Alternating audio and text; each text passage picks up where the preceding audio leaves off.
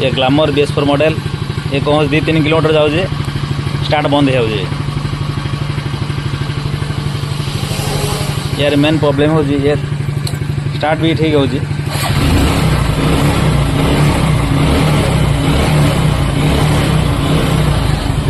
यार main reason कारण हो टांकी एयर खाली होला परे फस्क साउंड है देखो एयर माने एयर पास कर पारुनी टांकी एयर सरीगला पेट्रोल पास हो पारनी देखो ये जो टांकी कवर लगे ये टांकी कवर एयर देखो ये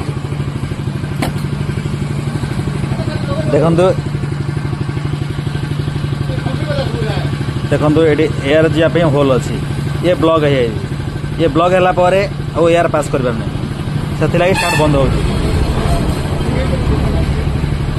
कस्टमर बहुत हैरान है आसिक देखा।